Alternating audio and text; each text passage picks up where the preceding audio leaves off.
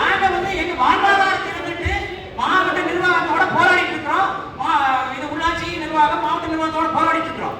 இதை விட்டுட்டு அதே பாக்குறதா அவங்க வந்து பாத்தீங்கன்னா அந்த வீடியோ பார்த்து இவங்க சும்மா விடக்கூடாது, நாயை கொண்டவங்க குழந்தைகளை கொண்டவங்க அது இது தாறுமாறா அது ஒரு வீடியோ ஏங்க சார் நாங்க போய் நாய்கள் கொண்டோட எங்களுக்கு ஏதாவது வேண்டியது எங்கிட்ட எல்லாத்தையும் நாய் இருக்கு, தோட்டத்துல பட்டியல நாய் இருக்கு, கண்டிப்பா நான் கட்டி வளர்த்துறோம், அடக்கமா வளர்த்துறோம், தவறு செஞ்சா தண்டிக்கக்கூடிய சூழ்நிலை இருக்கும்.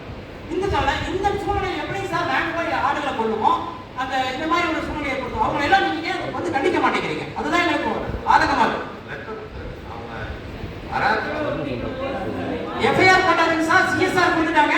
இன்னும் வந்து செக்ஷன் என்ன செக்ஷன்ல வரும்ன்றதை டிஸ்கஸ் பண்ணாம வச்சிருக்காங்க. இன்ஸ்பெக்டர் சார்லாம் வந்திருக்காங்க, டிஎஸ்பி சார் வந்திருக்காங்க. ஏன் ஆக்ஷன் எடுக்கவே தெரியல.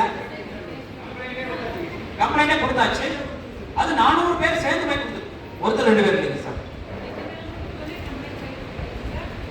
சார் இப்போ இன்னைக்கு வந்து பாத்தீங்கன்னா 2 கோரிக்கை இன்னைக்கு சொன்னாங்க. ஒண்ணு வந்து எங்களுக்கு இழப்பீடுக்கு முகாந்தாரம் வந்து ஒரு லெட்டர் ஃபார்மேட் கொடுக்குறோம். நீங்க கண்டிப்பா இது வந்து பாத்தீங்கன்னா அந்த கிணத்துல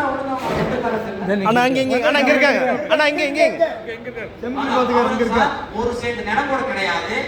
வாங்கி அந்த 50 ஆடை நம்ம வாங்கியிருக்காரு, ஒரு ஆடை கூட விற்கவே இல்லை. இது வரைக்கும் அது வருமானத்தை பார்க்கல.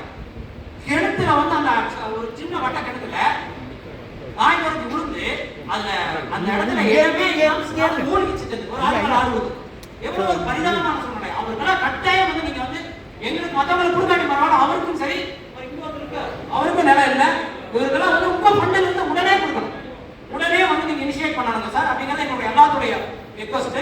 பிளஸ் வந்து இன்னைக்கு ஏன் போலீஸ் இப்படி நடந்துட்டாங்க, அங்கிருந்து எங்களோட தான் வந்தாங்க இன்ஸ்பெக்டர் டிஎஸ்பி சார்லாம் அனுப்பிச்சு விட்டாங்க, போயிட்டு வாங்க பேசிட்டு வாங்கன்னு சொல்லி. ஏன் வந்து நடுவில் தடுத்து நிறுத்தணும்? இதுக்கு முன்னாடியே நாங்கள் ஆட்டோ கொண்டு போட்டிக்கு போராடிக்கிறோம், அது ஏன் அப்படின்னு பண்ணாங்க. ஒண்ணு. ரெண்டாவது வந்து இழப்பீட்டுக்கு நீங்க ஒரு முகாந்திரம் கொடுத்தா மட்டும்தான், ஒரு எழுத்து வழியில் கொடுத்தா மட்டும்தாங்க சார் நாங்க இருந்து கிளம்ப முடியும். எங்க செத்த ஆடுகள் வெளியதான் இருக்கு, நாங்க ஒரு 500 பேர் வந்திருக்கோம், இங்கதான் இருப்போம் அப்படிங்கிறத பதிவு செஞ்சுட்டு என்னுடைய உரையை முடித்துக் கொள்கிறேன். நன்றி.